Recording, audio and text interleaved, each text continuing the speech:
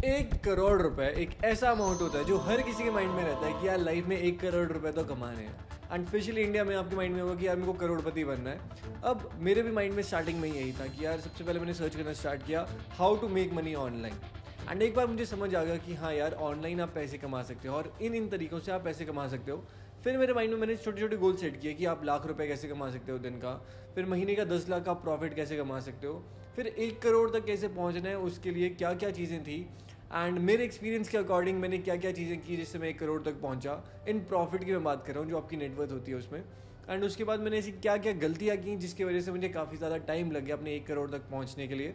उन सब चीज़ों के बारे में आज मैं बात करने वाला हूँ। तो सबसे पहले बात करते हैं 1 करोड़ रुपए का मतलब क्या होता है। मतलब जब आप 1 करोड़ के पॉइंट तक पहुँचते हो उससे पहले क्या क्या आपको प्रॉब्लम्स आती है और मुझे क्या प्रॉब्लम्स आई थी।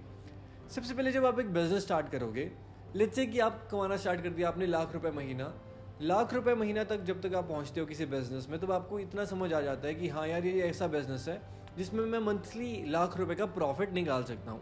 फिर उसमें क्या होगा, आपके जो एक्सपेंसेस होंगे और जो आपकी इनकम होगी वो इक्वल टाइप में हो जाएगा, क्योंकि बिजनेस अगर आप कर रहे हो उसमें एक्सपेंसेस भी होते हैं, राइट। तो जब आप उस इक्वल वाले पॉइंट पे आ जाओगे तब एक्चुअल में कम से कम आपको ये क्लैरिटी है कि आपका बिजनेस इस टाइम पे प्रॉफिटेबल है एंड आपको वो पैसे इनकम दे रहा है, तभी आप वो खर्चे कर पा रहे हो, राइट।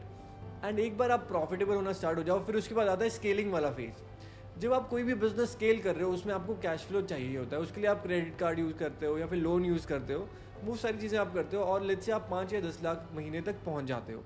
ना 1 लाख से 10 लाख तक पहुंचना थोड़ा ज़्यादा मुश्किल इसीलिए हो जाता है क्योंकि यार लाख रुपए जब आप कमा रहे हो तो उसमें आपका जो एक्सपेंस होगा वही काफ़ी ज़्यादा होता है एंड उसमें सेविंग्स करना थोड़ा मुश्किल हो जाता है। बट अगर आप अच्छे से सारी चीज़ें ऑप्टिमाइज कर रहे हो, आप स्केलिंग वाले फेज में जा रहे हो, तब आप आराम से 5 लाख फिर 10 लाख तक पहुंच जाते हो। एंड जब आप 10 लाख पे पहुंचोगे तब भी आपको थोड़ी सेटिस्फैक्शन हो जाएगी कि चलो अब आप जो है थोड़ा इन्वेस्टिंग की तरफ देखते हो कि यार मैं अब कौन से ऐसे एसेट खरीदूं जिससे आपको वो इनकम थोड़ी रेगुलर आने लग जाए, राइट। जो आप एसेट वाले जोन में जाते हो तो 10 लाख में आपके एसेट ज़्यादा नहीं आते, आप स्टॉक मार्केट वगैरह में इन्वेस्ट कर सकते हो एंड दैट इज समथिंग जो कि एक लॉन्ग टर्म चीज़ होगी, लॉन्ग टर्म में आपको वो ग्रोथ देगा, राइट। तो वो जो जर्नी रहती है 1 लाख से 10 लाख तक, उसमें इतना ही होता है कि आप थोड़े बहुत स्टॉक्स में इन्वेस्ट कर रहे हो, थोड़ा आपने एफडी बना दी, थोड़ा इमरजेंसी फंड बना दिया, तो ये 0 to 1 लाख में तो चलो आपने बिजनेस ही फिगर आउट में करने में लगा दिया। फिर 1 लाख से 10 लाख में आप यही सब करते हो कि आप छोटी मोटी जगह इन्वेस्ट करना स्टार्ट कर देते हो एंड दैट इज़ एक पॉजिटिव चीज़, क्योंकि फिर आपको इस चीज़ की टेंशन नहीं रहती कि यार महीने का खर्चा कैसे निकलेगा, क्योंकि आपके पास ऑलरेडी आपने 10 लाख रुपए कमा लिए हैं। अब उसके बाद क्या होता है, 10 लाख से 1 करोड़, जो कि काफ़ी ज़्यादा मेहनत लगती है जिसमें, और काफ़ी ज़्यादा चैलेंजेस आपको इसी फेज़ में आएंगे 10 लाख से अपने 1 करोड़ तक करने में। जब आप 10 लाख से 1 करोड़ तक करते हो, जब मैंने अपने 10 लाख से 1 करोड़ तक किया था, तब उस टाइम पे बिजनेस में आपको बहुत मेहनत इसलिए करनी पड़ती है क्योंकि आपने अब तक की जो सिस्टम बनाया है 0 से लेकर 10 लाख तक, अब आपको उसे उतना ही ज़्यादा स्पीड से स्केल करना है, उतना ही एफिशिएंटली स्केल करना है। अब एक चीज़ होती है, आपने सुना होगा कि यार अगर पैसे कमाने 1 करोड़ रुपए, अगर आप सर्च करोगे आज how to make 1 crore rupees online, तो यूट्यूब पे यही आएगा कि आप 25 साल में अगर आप SIP करते रहोगे, 25,000 महीने के बचाओगे, तब कंपाउंड होते होते होते होते आपको 25 साल बाद 1 करोड़ मिलेंगे। अब दैट इज़ वन थिंग, आप वो चीज़ कर सकते हो, बट 25 साल अब किसके पास है। लाइक अगर आप ट्रेडिशनल रूप से जा रहे हो, लाइक जॉब कर रहे हो, तब आपके पास 25,000 50,000 बच रहे हैं, तो दैट इज समथिंग जो आप ट्राई कर सकते हो। बट मेरे साथ चीज़ ये थी कि मुझे यार 1 करोड़ रुपए जल्दी कमाने थे, एंड जल्दी इन द सेंस कि क्योंकि आप इस डिजिटल एज में हैं, अब हम इस टाइम पे पैसे कमाना काफ़ी ज़्यादा आसान है। आपको बस एक राइट मेथड और अच्छे से सिस्टम्स बनाना है, क्योंकि अब सिस्टम्स ही आप लेवरेज कर सकते हो टू मेक ज़्यादा से ज़्यादा पैसा। तो वो चीज़ मेरे को जब समझ आई, मेरे को समझ आ गया कि यार 1 करोड़ रुपए मैं इजीली निकाल सकता हूँ, तो मैंने 10 लाख रुपए निकाले।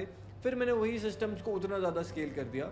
अब करोड़ रुपए तक मैं बहुत बार पहुँच रहा था, बट रेवेन्यू के टर्म्स पे, प्रॉफिट के टर्म्स पे नहीं। तो प्रॉफिट के टर्म्स पे पहुंचने के लिए आपको फिर वही क्लैरिटी चाहिए होती है कि आपका एक्सपेंस कहाँ कहाँ हो रहा है और कैसे कैसे आप उसे अच्छे से ऑप्टिमाइज़ कर सकते हो। और एक बार जब आप वो सारे एक्सपेंसेस ऑप्टिमाइज़ कर लेते हो, तब स्केलेबिलिटी ईजी रहती है एंड चैलेंजेस फिर आपको उसी अकॉर्डिंग उस टाइप के आपको सॉल्यूशंस निकालने पड़ते हैं। So that is how 10 lakh से फिर मैं अपने 1 करोड़ तक पहुंचा। अब ये जो फेज़ आता है 1 करोड़ रुपए वाला, जब मैंने अपने पहले 1 करोड़ रुपए कमाए थे, उसके बाद क्या होता है, अब आप एसेट अच्छे वाले बना सकते हो। अब आप रियल एस्टेट में इन्वेस्ट कर सकते हो। लेट्स से आपने एक दुकान खरीद ली 50 लाख की, उसमें आपको 50,000 महीना स्टार्ट हो जाता है और उस दुकान की भी वैल्यू ओवर द टाइम बढ़ती है। सो दैट इज़ हाउ एक्चुअल में आप ज़्यादा से ज़्यादा पैसे कमाते हो। तब आपका जो पैसा है वो एक्चुअल में पैसा कमाता है। एंड जब एक बार वैसा फेज स्टार्ट हो जाए, तब उसके बाद बहुत ईजी रह जाती है सारी चीज़ें। अब मैं बात करता हूँ कि स्टेप बाय स्टेप 3 चीज़ें मैंने क्या आज नोट डाउन की है, जो मैं आपको बताना चाहता हूँ about how to be a करोड़पति और अपना पहला 1 करोड़ रुपए कैसे कमाने हैं। अब इसमें सबसे पहला पॉइंट जो है वो है कि you need to set a goal. अब होता है कि अगर आप बिजनेस कर रहे हो, सबसे पहले आपको माइंड में ये क्लैरिटी चाहिए कि आपको कितने पैसे कमाने हैं, और ये काफ़ी ज़्यादा इंपॉर्टेंट पॉइंट है।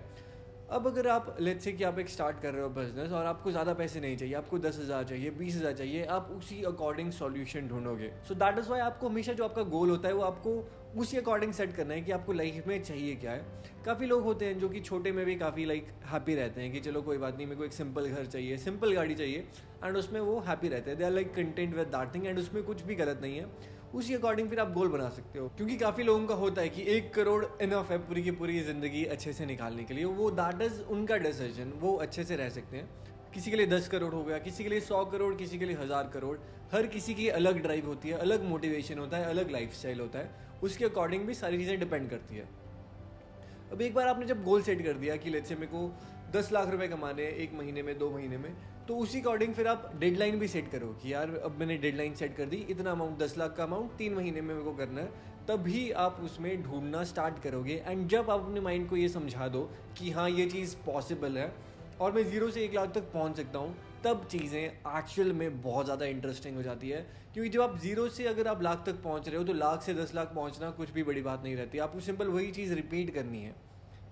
सो दैट इज़ फर्स्ट पॉइंट कि आपको सबसे पहले उस चीज़ के बारे में सोचना है कि हाँ यार मेरे को इतना चाहिए, राइट इट डाउन कि यार मेरा गोल है 10 लाख रुपए महीना कमाना। And this thing actually worked with me. मैं क्या करता था, पहले मैं लिख देता था पॉइंट्स कि यार मेरे को इस साल में 10 लाख रुपए महीने का प्रॉफिट चाहिए होगा, या एंड लेट्स से मेरे को आज 2 रियल एस्टेट की प्रॉपर्टी खरीदनी है इस साल के लिए, एंड मेरे को गाड़ियाँ खरीदनी है, घर में मेरे को रेजिडेंशियल खरीदना है, कमर्शियल खरीदना है। ये सब चीज़ें आप अपने अकॉर्डिंग गोल सेट करोगे, एंड एक्चुअल में ये चीज़ काम करती है। मेरे लिए ये चीज़ काम की है, जो मैंने उसमें पॉइंट्स लिखता हूँ वो सारी की सारी चीज़ें मैंने अचीव किया है। एंड आई थिंक मैनिफेस्टेशन इसमें काफ़ी ज़्यादा इंपॉर्टेंट रोल प्ले करती है। सो दैट इज़ समथिंग जो कि आपको भी ट्राई करना चाहिए। अब coming to the second point, that is save या फिर अर्न मोर। अब मेरे लिए क्या चीज़ काम करती है मैं आपको वो बता रहा हूँ, because this is my personal experience वाली वीडियो। एक चीज़ हो गई कि आप सोच रहे हो कि चलो मेरे को सेव करना है। जैसे मैंने आपको पहला वाला पॉइंट बताया था कि 1 करोड़ कमाने के लिए आप 25 साल अगर वेट कर सकते हो, 25,000 30,000 रुपये की SIP आप बनाओ, एंड ओवर द टाइम उतना ज़्यादा कंपाउंड होता रहेगा, एंड आपको 1 करोड़ या 4 करोड़ के अराउंड आपको मिल जाते हैं उसमें। बट मेरे एक्सपीरियंस में क्या चीज़ काम करती है, दैट इज़ कि स्पेंड मोर। लेट्स से कि आपके पास लिमिटेड इनकम है, तो आप क्या करो, अपने खर्चे बढ़ा दो उतने। बिकॉज जब आपके पास एक रीज़न होगा कि यार लेट्स से अगर मैं लाख रुपए 2 लाख रुपए का मेरे पास खर्चा आ रहा है, लेट्स से मैंने एक अच्छी जगह इन्वेस्ट करना है, गलत जगह इन्वेस्ट मत करना। अगर मैं लेट्स से मैंने कमर्शियल प्रॉपर्टी खरीद ली जिसकी मेरे को डाउन पेमेंट देनी है, फिर उसकी 6 महीने बाद मेरे को 10 लाख और देने हैं, 20 लाख और देने हैं, तो उसी अकॉर्डिंग मेरे माइंड में सॉल्यूशंस आएंगे कि यार मेरे को 10 लाख रुपए वाला काम करना है, 20 लाख रुपए वाला काम करना है। क्योंकि आपके एक्सपेंसेस ही इतने होंगे जो कि आपको समझ आ जाएगा कि यार मेरे को 20,000 या 30,000 जॉब वाले में इतना कभी भी नहीं मिल पाएगा जितना आपके एक्सपेंसेस बढ़ चुके हैं। तो उस अकॉर्डिंग अपने एक्सपेंसेस बढ़ा के देखो। मैंने अपनी पर्सनल लाइफ में जब मेरे खर्चे काफ़ी ज़्यादा मैंने बढ़ा दिए थे, मैंने पूरे ख़त्म करके भी देखे हैं, एंड उस टाइम पे जो मेरी ड्राइव थी वो काफ़ी ज़्यादा कम हो गई थी। तो मैंने ये चीज़ रियलाइज़ किया कि लाइफ में if you want to make ज़्यादा, इफ़ यू वांट कि आपको ज़्यादा से ज़्यादा अच्छे आइडियाज़ आए और आप बड़े लेवल पे गेम खेल सको, तब आपको उसी अकॉर्डिंग अपने एक्सपेंसेस भी मेंटेन करने पड़ते हैं। आप ज़्यादा अगर एक्सपेंसेस कर रहे हो तभी आपके माइंड में आएगा कि यार मेरे को ज़्यादा भी एक्सपेरिमेंट करना है। बट दिस इज समथिंग जो अगेन जो मेरे लिए काम करती है। आई वोंट रिकमेंड कि आप भी ये चीज़ ट्राई करो, बट आप धीरे धीरे मतलब छोटे मोटे खर्चे अपने बढ़ा के देखो, तब आप उसी अकॉर्डिंग सोचोगे। ये चीज़ आपको खुद एक्सपेरिमेंट करके देखनी है अपने लिए। अब आता है third step, that is building assets और making your money work for you, जो कि मैंने आपको पहले भी एग्जाम्पल समझाया था, जो कि 1 करोड़ पे मैंने बताया था कि अगर आप दुकान खरीदते हो वो सब चीज़ें।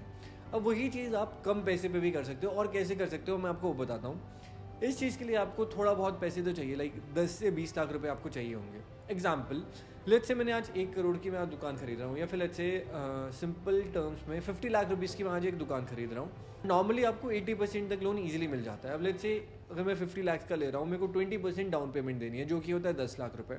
बाकी 40 लाख का मैंने क्या किया, मैंने बैंक से लोन ले लिया। अब जो मेरी 50 लाख की दुकान थी उस पर मेरे को आराम से 50,000 के अराउंड का रेंट मिल जाएगा, एंड जो मैंने 40 लाख का लोन लिया था उस पर 35,000 की मेरी EMI जा रही है महीने की बैंक को। ना इसमें हुआ कि अगर आप पूरी मैथ समझते हो, आपने सिर्फ 10 लाख रुपए की डाउन पेमेंट दी, 40 लाख का आपका लोन था, एंड उसमें आपको 50,000 रुपीज़ महीने का आपको उसमें रेंट आ रहा था। आपने क्या किया, आपने 35,000 रुपीज़ जो EMI थी वो अपने आप जो रेंट से आ रहा है आपने वो EMI में भर दिया। 15,000 का इसमें आपको पॉजिटिव कैश फ्लो मिला। वो 15,000 रुपये फिर आप कहीं पर भी लगा सकते हो। अब हुआ क्या, जो 35,000 रुपीज़ जा रहे थे, जो रेंट है वही आपका बैंक का लोन निकाल रहा है। That means in a way bank ही आपको हेल्प कर रहा है आपके एसेट्स बिल्ड करने के लिए।